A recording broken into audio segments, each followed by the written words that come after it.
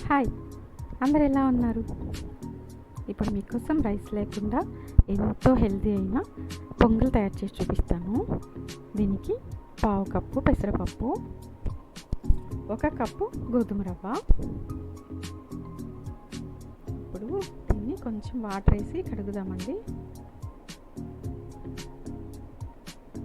ఇప్పుడు 4 cups water add చేద్దాము.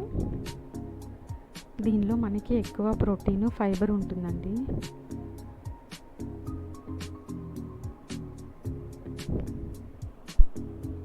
ఇప్పుడు కొద్దిగా జీలకర్ర, కొద్దిగా మిరియాలు, ఒక ఎండుమిర్చి అండి. ఎండుమిర్చిని కట్ చేసి వేసుకుందాము. కొద్దిగా కరివేపాకు, చిటికెడు పసుపు, రుచికి సరిపడా సాల్ట్. అంతే అండి, సింపుల్. ఇప్పుడు స్టవ్ మీద పెట్టి 4 విజిల్స్ రానిద్దాము.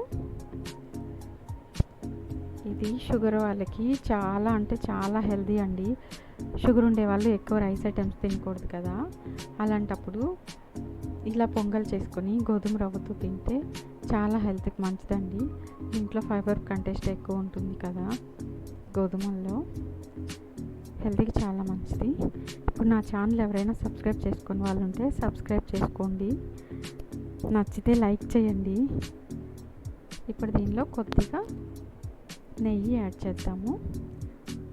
నెయ్యి కొద్దిగా ఎక్కువైనా యాడ్ చేసుకోండి. పొంగల్లో నెయ్యి ఎక్కువ ఉంటే టేస్ట్ బాగుంటుంది.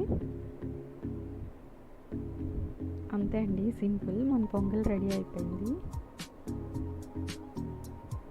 మీరు టేస్ట్ చేసి ఎలా ఉందో కామెంట్ చేయండి.